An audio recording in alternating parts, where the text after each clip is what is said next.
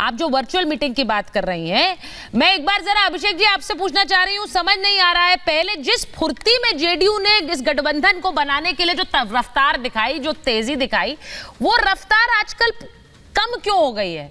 आप शो में भी थोड़ा लेट जुड़े हैं, वहां पर संयोजक पद से भी हाथ खींच रहे हैं, क्या हो गया है रफ्तार को?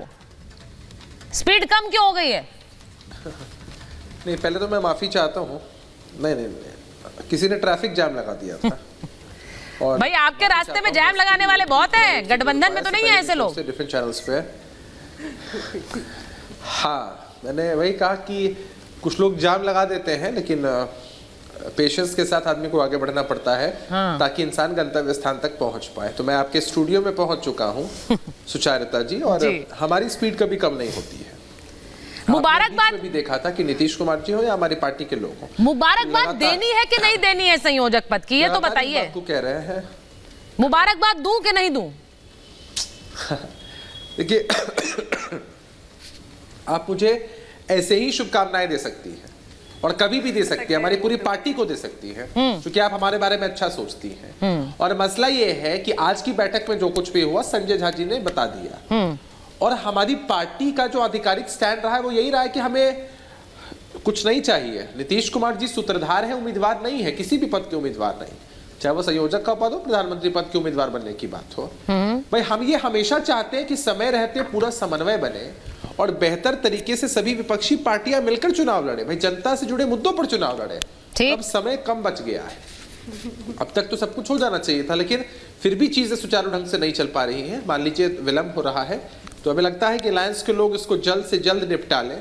अगर नीतीश कुमार जी की रफ्तार कम हो रही होती तो आज तक हर एक बैठक में शामिल होना, हमेशा समय निकालना, सब लोगों से इंडिविजुअली मिलना, एक पूरा खाका तैयार करना, ये सब कुछ नीतीश कुमार जी ने किया। सवाल यही है कि जो नीतीश कुमार इस गठबंधन को साथ लेकर आए, अभिषेक जी, उन्होंने ही सबसे पहले, और आप ये हर बार जब महाभारत में आते हैं तो आप ये बात हमें याद दिलाना नहीं भूलते हैं कि नीतीश कुमार जी ने इस पूरे गठबंधन को खड़ा करने के लिए उन्होंने पहल की। लेकिन जिस गठबंधन को खड़ा करने के लिए पहल की, उसे सारथी भी तो चाहिए, और वो सारथी बनने से वो पीछे हट रहे हैं। हर्षवर्धन जी क्यों हट रहे हैं पीछे? संयोजक का नाम उनके लिए आगे रख रहे हैं, वो पीछे हट रहे हैं। या तो उन्हें ये लग रहा है कि मैं जो रथ अपने गंतव्य तक पहुंचने नहीं वाला, उसका सारथी बनकर क्या करूंगा, ऐसा तो नहीं सोच रहे हैं? सुचेता, मुझे लगता है कि नीतीश कुमार जी अब जो कर रहे हैं वो एकदम दुरुस्त कर रहे हैं। जब 5 राज्यों के विधानसभा चुनाव चल रहे थे तो उस समय नीतीश कुमार जी ने एक रैली में एक बात कही थी। उन्होंने कहा कि कांग्रेस पार्टी को इस गठबंधन की, इस गठजोड़ की, जिसका नाम उन्होंने तो इंडिया रख दिया, लेकिन अब जो स्थिति है उसमें अच्छा है कि इसको इंडिया नहीं बोलना चाहिए। ये अच्छा है कि पहले तो लोगों के ध्यान में था। और खड़गे जी ने कहा कि हमने फोन पे बात कर ली है, सब ठीक हो गया। नीतीश जी जो एक जायज चिंता जता रहे थे, चुनाव के दौरान बिल्कुल कोई गठजोड़ की चिंता नहीं की कांग्रेस पार्टी ने, क्योंकि उसको लगता था कहीं गठजोड़ के साथ ही 1-1, 2-2 सीट भी मांग लेंगे तो बड़ी मुसीबत हो जाएगी।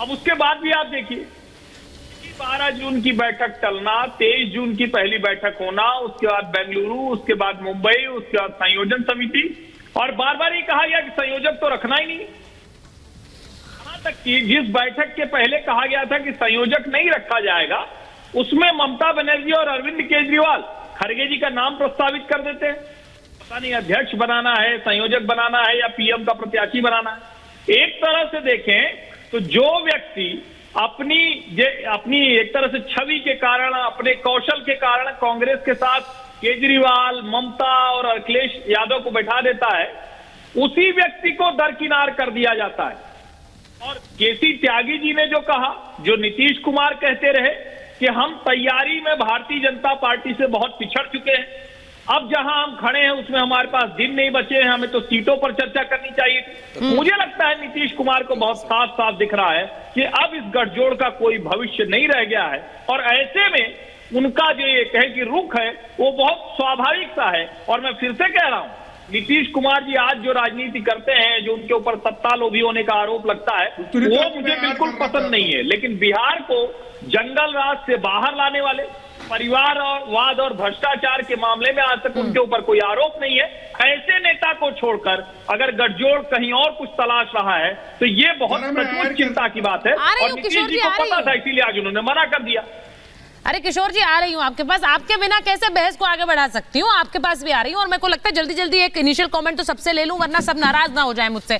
मैं नहीं चाह रही हूँ कि किसी तरह की नाराजगी मोल लूं। वो जो नाराजगी अभी गठबंधन में चल रही है वही आप लोग झेल लें। पहले एक बार जरा ये बता दूं, किशोर जी आज क्यों नहीं पहुंचे? आपके नेता नहीं थे आज बैठक में, उद्धव जी नहीं थे, और कहा जा रहा है वो 23 मांग रहे हैं, नहीं दे रही है कांग्रेस आपको। अब मुझे लगता है बहुत देर हो गई है सर, अभी तक सीट शेयरिंग हो जानी चाहिए थी, क्यों नहीं हो रही है?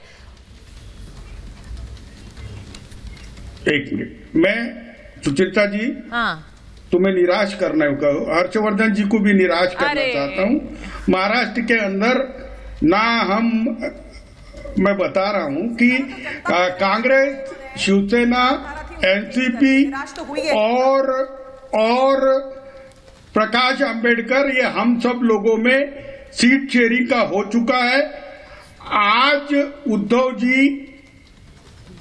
जी जो 12 जनवरी को पंचपटी में भव्य कार्यक्रम है प्राण प्रतिष्ठा के, उस कार्यक्रम के तैयारी में व्यस्त थे, इसलिए नहीं आए। और आप इतनी चिंता क्यों कर रहे हो? आपने चिंता करनी चाहिए मोदी जी की 24 के चुनाव में कैसा होगा।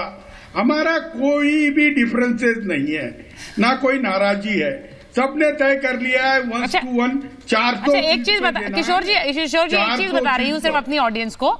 आपका फ्रेम फ्रीज हो गया है, तो आपका जो फ्रेम हमें मिल रहा है वो बड़ा गुस्से भरा मिल रहा है।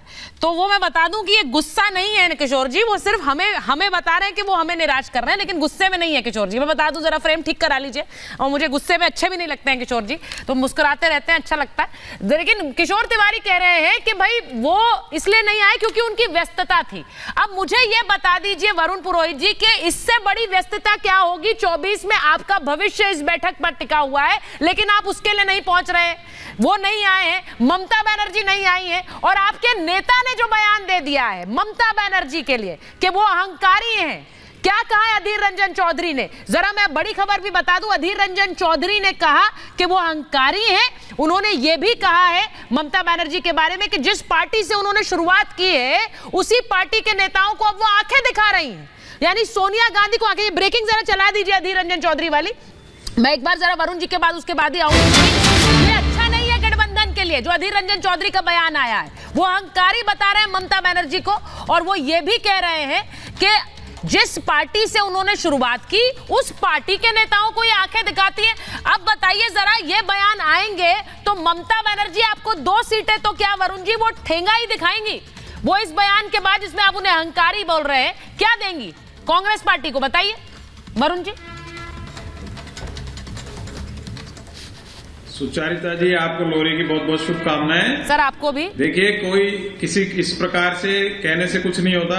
अब मैं आपको एक नैरेटिव क्रिएट जो बीजेपी कर रही है वो समझाना चाह रहा हूँ, आप 2 मिनट दे दीजिएगा। ये डेमोक्रेटिक फ्रंट है, ये कोई अलायंस है, ये कोई विलय नहीं हुआ है कांग्रेस के साथ सब पार्टियों का। तो भाई अलग अलग नेता अपने अपने बयान क्यों दे रहे हैं? स्टेट लेवल की पॉलिटिक्स अपने हिसाब से। बीजेपी के कई नेता पता नहीं क्या क्या बोलते रहते हैं दिन भर। गिरिराज जी जो मंत्री हैं तो पता नहीं क्या बोलते हैं, नीतीश की कोई एंट्री नहीं, फिर आप दिखा रहे हो नीतीश जी बीजेपी की तरफ देख रहे हैं, ये सब। अरे भाई, तो वो नीतीश जी के साथ गठबंधन नहीं कर रहे हैं ना, वो गठबंधन में थोड़ी है नीतीश जी के साथ, वो कुछ भी बोल सकते हैं।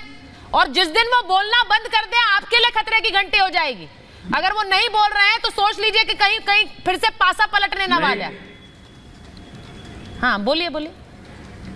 कोई पासा नहीं पलटने वाला ना। प्राण प्रतिष्ठा के नाम से तो बीजेपी अपने प्राण बचाना चाह रही है। इनको रंज है, तंज नहीं, रंज हो रहा है। इंडिया अलायंस जब से बना है, घोषी उपचुनाव आ रहे, कर्नाटक आ रहे, सब जगह हारते जा रहे, तेलंगाना आ रहे। ये तो खाली 2-3 स्टेट की बात करते हैं। राजस्थान में भी अभी उपचुनाव हुआ, कांग्रेस वापस जीती 12,000 से ज्यादा। देखिए, ये जो एक नैरेटिव क्रिएट किया जा रहा है, ये एक पाखंड, एक हमेशा खोखला और भयाक्रांत होता है, इसलिए घबरा रहे हैं। अगर खुद ने काम किए होते 9.5 साल 10 साल में करेंगे अपने स्टेटमेंट, तो भगवान के पीछे छुपने की आवश्यकता नहीं होती इनको, ना अपने इंडिया अलायंस से घबराने की जरूरत नहीं होती। नहीं बने अलायंस, टूट जाए, दरार हो जाए, इनको क्या दिक्कत है? ये दरार नहीं है, ये डेमोक्रेसी है, लोकतांत्रिक व्यवस्था होती है, अपने अपने विचार। नहीं सर, एक मिनट वरुण जी, आप अधीर रंजन चौधरी के बयान को डेमोक्रेसी कहेंगे? ऐसा कन्वर्ट करना चाह रहे हैं सर।